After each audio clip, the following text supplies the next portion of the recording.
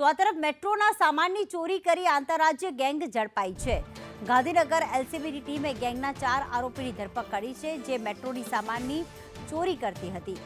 Ahmedabad Gandhinagar metro station ચોરીનો ભેદ આખરે ઉકેલાઈ ગયો છે। આરોપીઓએ 9 જેટલી ચોરી કર્યાની કબૂલાત કરી મુસાફરોના સ્વાંગમાં આવી ચોરીને અંજામ આપતા હતા। મેટ્રો ટ્રેનના કોપરના વાયર અને સામાનની ચોરી કરતા હતા। અગાઉ અમદાવાદમાં પણ આ ઘટના બની અને ત્યારબાદ ગાંધીનગરમાં પણ આ ઘટના ઘટી હતી, જેના કારણે મેટ્રો ટ્રેનની કામગીરી પણ ખોરંભે ચડી હતી અને આખરે આ 9 આરોપીઓ જે આંતરરાજ્ય ગેંગ સાથે સંકળાયેલા છે તેમને પકડવામાં ગાંધીનગર એલસીબીની ટીમને સફળતા મળી છે।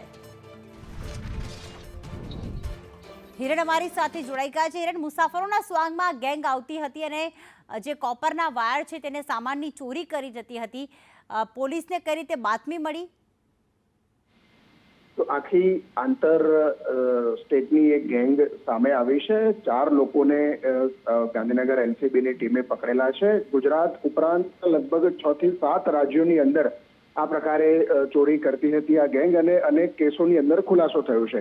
અમદાવાદ અને ગાંધીનગર બંનેમાં જે રાત્રે મેટ્રોના કેબલોની ચોરી થઈ હતી એ ગેંગ પણ આ પકડાઈ છે।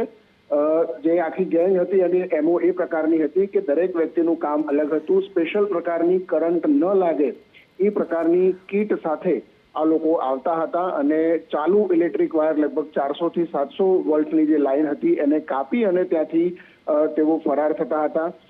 મોટે ભાગે આ આખી ગેંગ જે છે એ દિલ્હીથી ઓપરેટ થતી હતી અને ગાંધીનગરમાં મેચના દિવસે રાત્રે 2 વાગે આ ઘટનાક્રમ પછી તેઓ દિલ્હી તરફ ભાગવાનો પ્રયાસ કરતા હતા અને ગાંધીનગર પોલીસે બાતમીના આધારે અને કેટલાક ટેકનિકલ સર્વેલન્સના આધારે આ ગેંગની ધરપકડ કરી છે।